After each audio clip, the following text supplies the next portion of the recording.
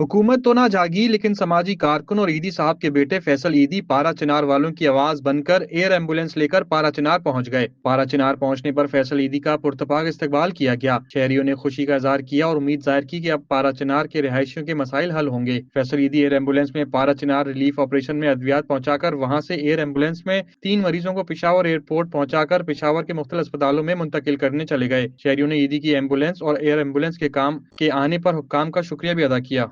ये कि कोई आर्जी यहाँ पे एक या दो जो बड़े जहाज़ यहाँ से चला लें, तो यहाँ पे लोग मुझे लगता है कि अफोर्डेबल हैं, वो जहाज़ की सीटों के पैसे दे देंगे, उन पैसेंजर्स को लेके जाएं जो पाकिस्तान से बाहर नौकरियाँ करते हैं या जाना चाहते हैं, जिनके वीज़ाज़ हैं।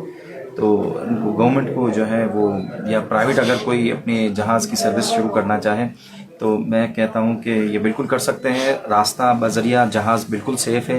मैं खुद पहली दफ़ा आया हूँ, हम खौफज़दा थे कि शायद पहाड़ियाँ बहुत ऊंची होंगी और हमें वैली के अंदर से जाना पड़ेगा, पहाड़ों के नीचे से, लेकिन हम पहाड़ों के ऊपर से आए, तो सेफ़ है, पूरा रास्ता सेफ़ है। और हम 8,500 फुट की बुलंदी पे आए, अगर वो 12-14 हज़ार फुट की बुलंदी पे आएंगे कोई मसला नहीं। हम अपनी सर्विसेज भी दे रहे हैं। बहुत सारे लोगों ने हमें दवाइयाँ और चीज़ें दी हैं लोगों तक पहुँचाने के लिए, खासकर लाइफ सेविंग जो मेडिसिन हैं वो हमें दी हैं। और जो गवर्नमेंट है KPK की, उन्होंने भी मुझे अच्छी खासी दवाइयाँ दी हैं जो कि यहाँ के डिस्ट्रिक्ट हेडक्वार्टर हॉस्पिटल्स को हमें पहुँचानी है।